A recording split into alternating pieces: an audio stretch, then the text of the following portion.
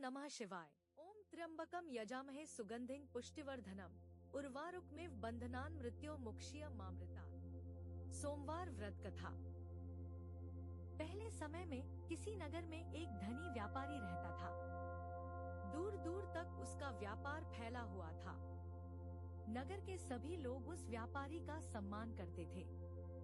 इतना सब कुछ से संपन्न होने के बाद भी वह व्यापारी बहुत दुखी था, क्योंकि उसका कोई पुत्र नहीं था, जिस कारण अपने मृत्यु के पश्चात व्यापार के उत्तराधिकारी की चिंता उसे हमेशा सताती रहती थी। पुत्र प्राप्ति की इच्छा से व्यापारी प्रत्येक सोमवार भगवान शिव की व्रत पूजा किया करता था और शाम के समय शिव मंदिर में जाकर शिवजी के सामने घी का दीपक जलाया करता था। उसकी भक्ति देखकर माँ पार्वती प्रसन्न हो गई और भगवान शिव से उस व्यापारी की मनोकामना पूर्ण करने का निवेदन किया। भगवान शिव बोले, इस संसार में सबको उसके कर्म के अनुसार फल की प्राप्ति होती है। जो प्राणी जैसा कर्म करते हैं उन्हें वैसा ही फल प्राप्त होता है। शिवजी द्वारा समझाने के बावजूद माँ पार्वती नहीं मानी और उस व्यापारी की मनोकामना पूर्ति हेतु वे शिवजी से बार बार अनुरोध करती रही। अंततः माता के आग्रह को देखकर भगवान भोलेनाथ को उस व्यापारी को पुत्र प्राप्ति का वरदान देना पड़ा। वरदान देने के पश्चात भोलेनाथ माँ पार्वती से बोले, आपके आग्रह पर मैंने पुत्र प्राप्ति का वरदान तो दे दिया, परंतु इसका यह पुत्र 16 वर्ष से अधिक समय तक जीवित नहीं रहेगा। उसी रात भगवान शिव उस व्यापारी के स्वप्न में आए और उसे पुत्र प्राप्ति का वरदान दिया और उसके पुत्र के 16 वर्ष तक जीवित रहने की भी बात बताई। भगवान के वरदान से व्यापारी को खुशी तो हुई, लेकिन पुत्र की अल्पायु की चिंता ने उस खुशी को नष्ट कर दिया। व्यापारी पहले की तरह सोमवार के दिन भगवान शिव का विधिवत व्रत करता रहा। कुछ महीनों के बाद उसके घर अति सुंदर बालक जन्म लिया। घर में खुशियां भर गई। बहुत धूमधाम से पुत्र जन्म का समारोह मनाया गया, परंतु व्यापारी को पुत्र जन्म की अधिक खुशी नहीं हुई, क्योंकि उसे पुत्र की अल्प आयु के रहस्य का पता था। जब पुत्र 12 वर्ष का हुआ तो व्यापारी ने उसे उसके मामा के साथ पढ़ने के लिए वाराणसी भेज दिया। लड़का अपने मामा के साथ शिक्षा प्राप्ति हेतु चल दिया। रास्ते में जहाँ भी मामा भांजा विश्राम हेतु रुकते, वहीं यज्ञ करते और ब्राह्मणों को भोजन कराते। लंबी यात्रा के बाद मामा और भांजा एक नगर में पहुँचे। उस दिन नगर के राजा की कन्या का विवाह था, जिस कारण पूरे नगर को सजाया गया था। निश्चित समय पर बारात आ गई, लेकिन वर का पिता अपने बेटे के एक आंख से काने होने के कारण बहुत चिंतित था। उसे भय था कि इस बात का पता चलने पर कहीं राजा विवाह से इनकार न कर दे, इससे उसकी बदनामी भी होगी। जब वर के पिता ने व्यापारी के पुत्र को देखा तो उसके मस्तिष्क में एक विचार आया। उसने सोचा, क्यों न इस लड़के को दूल्हा बनाकर राजकुमारी से विवाह करा दूं। विवाह के बाद इसको धन देकर विदा कर दूंगा और राजकुमारी को अपने नगर ले जाऊंगा।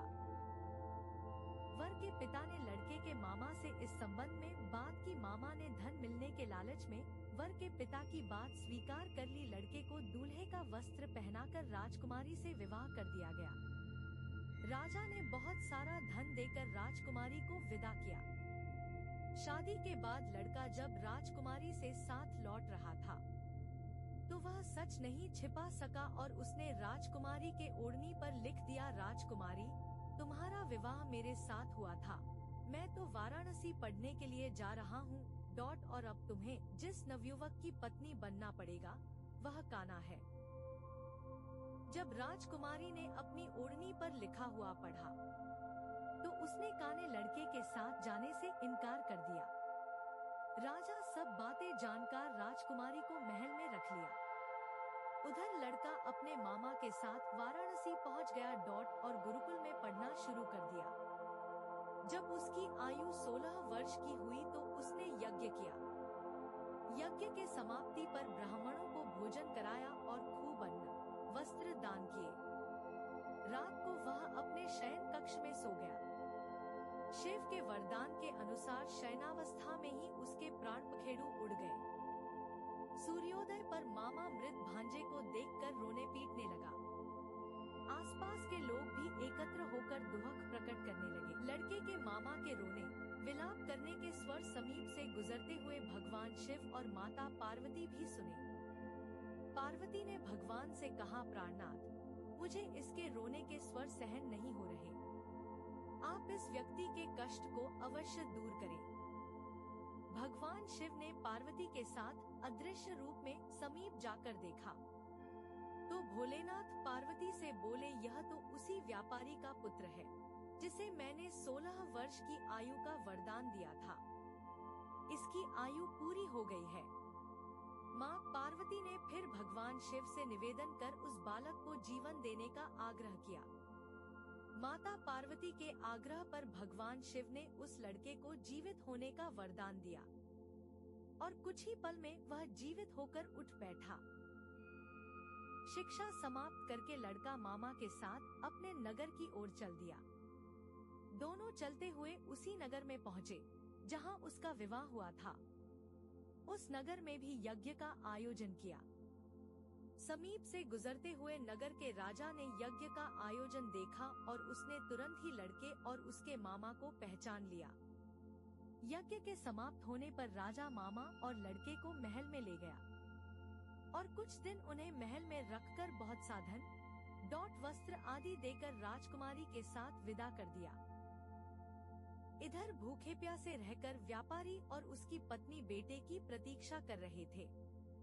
उन्होंने प्रतिज्ञा कर रखी थी कि यदि उन्हें अपने बेटे की मृत्यु का समाचार मिला तो दोनों अपने प्राण त्याग देंगे, परंतु जैसे ही उसने बेटे के जीवित वापस लौटने का समाचार सुना तो वह बहुत प्रसन्न हुआ। वह अपने पत्नी और मित्रों के साथ नगर के द्वार पर पहुंचा। अपने बेटे के विवाह का समाचार सुनकर पुत्रवधू राजकुमारी को देखकर उसकी खुशी का ठिकाना न रहा। उसी रात भगवान शिव ने व्यापारी के स्वप्न में आकर कहा, है श्रेष्ठी, मैंने तेरे सोमवार के व्रत करने और व्रत कथा सुनने से प्रसन्न होकर तेरे पुत्र को लंबी आयु प्रदान की है। पुत्र की लंबी आयु जानकर व्यापारी बहुत प्रसन्न हुआ। सोमवार का व्रत करने से व्यापारी के घर में खुशियां लौट आईं। शास्त्रों में लिखा है कि जो स्त्री पुरुष सोमवार का विधिवत व्रत करते और व्रत कथा सुनते हैं, उनकी सभी